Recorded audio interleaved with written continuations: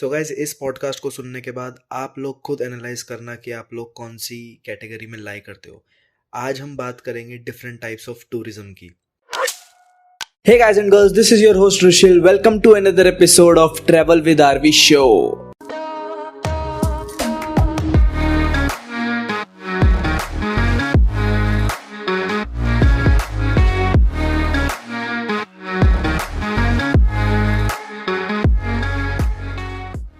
सबसे पहला उनमें से है इको टूरिज्म।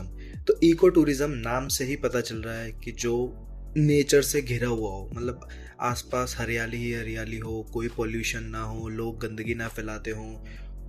इंडिया में बेस्ट कौन सी प्लेसेस है इको टूरिज्म के लिए? सबसे पहले जो मेरे दिमाग में आती है वो है Andaman and Nicobar islands.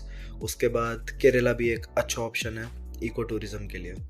Number second is religious tourism, और जिसको हम मास टूरिज्म भी कहते हैं। बेसिकली अगर आप लोग देखोगे तो हम रिलीजियस टूरिज्म से तो भाई घेरे पड़े हैं। नॉर्थ से लेके साउथ तक और ईस्ट से लेके वेस्ट तक रिलीजियस टूरिज्म भरा पड़ा है, और इस रिलीजियस टूरिज्म के बहाने ही लोग बहुत ट्रैवल करते हैं। फॉर एग्जांपल कि कोई पर्सन है वो साउथ में रहता है और उन्हें किसी मंदिर में जाना है जो कि नॉर्थ में है, तो वो साउथ से नॉर्थ में आएंगे उस मंदिर के दर्शन करने, लेकिन इसी बहाने वो काफ़ी इंडिया ट्रैवल कर लेंगे। हो सकता है वो बीच में हॉल्ट्स भी लें घूमने फिरने के लिए, लेकिन जो मेन रीज़न था उनका बाहर निकलने का घूमने के लिए वो था वो मंदिर जहाँ पे वो जाके दर्शन करना चाहते थे। एक प्रॉब्लम जो है रिलीजियस टूरिज़्म और मास टूरिज़्म के साथ वो ये है कि कुछ जगहों पे ये सीजनल होता है, और उस सीजनल की वजह से एकदम से ही बहुत सारी जनता वहाँ पे पहुँच जाती है, और उस वजह से वहाँ पे फैसिलिटीज़ जो है वो उस लेवल पे नहीं हो पाती। तो इंसान को या फिर टूरिस्ट को जो भी वहाँ पे जा रहे हैं उनको थोड़ा सा एडजस्ट करना पड़ता है, थोड़ा सा एक्सेप्ट करना पड़ता है चीज़ों को कि हाँ यहाँ पे उन्हें सारी लग्जरी और सारी सुविधाएं नहीं मिल सकती। Number 3 is luxury tourism. 80 to 90% लोग लग्जरी टूरिज़्म ही करते हैं। लग्जरी टूरिज़्म में बेसिकली क्या होता है कि आपने किसी भी ट्रैवल एजेंसी या फिर किसी भी ट्रैवल कंपनी से आपने पैकेज परचेज़ कर लिया। फॉर एग्जांपल 5 नाइट 6 डेज़ का आपने कोई पैकेज परचेज़ किया। इसमें आपको आपके घर से निकलने से पहले आपको पता है कि आपका प्लान 5 दिन का है।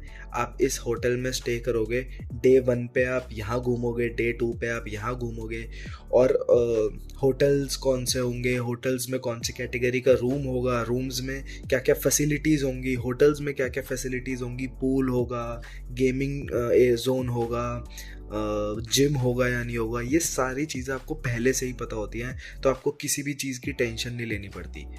तो ये आ जाता है लग्जरी टूरिज़्म के अंदर। Number 4th and my favourite is adventure tourism. नाम से ही पता चल रहा है एडवेंचर टूरिज़्म का मतलब है कि जब भी आप अपने ट्रिप पे कहीं जाओ वहाँ पे आप एडवेंचर एक्टिविटीज़ परफॉर्म करो, उस ट्रिप को एडवेंचर से भर डालो। अब एडवेंचर अलग अलग टाइप के होते हैं, और अगर स्पोर्ट्स के उसमें बात करूँ, एडवेंचर स्पोर्ट्स के उसमें, तो 3 टाइप के: water adventure sports, land adventure sports और air adventure sports. Water adventure sports में हमारे आ जाते हैं scuba diving, snorkelling, white water rafting. और लैंड एडवेंचर स्पोर्ट्स में एक्टिविटीज़ में आ जाता है हमारा ट्रैकिंग, हाइकिंग, कैंपिंग। और एयर में आ जाता है पैराग्लाइडिंग, पैरासेलिंग, स्काई डाइविंग। वैसे पैरासेलिंग हम वाटर और एयर दोनों में काउंट कर सकते हैं। अब मेन बात यहाँ पे ये है कि ज़रूरी नहीं है कि अगर मेरे को एडवेंचर टूरिज़्म पसंद है तो आपको भी एडवेंचर टूरिज़्म पसंद हो सकता है यार आप चाहते हो कि मेरे को लग्जरी टूरिज़्म है, मैं अगर अपनी सिटी से बाहर निकला हूँ, अपनी जॉब से वेकेशन लेके बाहर निकला हूँ, तो मेरे को रिलैक्स करना है, मेरे को किसी चीज़ की टेंशन नहीं चाहिए, मुझे अपनी बॉडी को परेशान नहीं करना, तो हो सकता है आपको लग्जरी टूरिज़्म पसंद हो।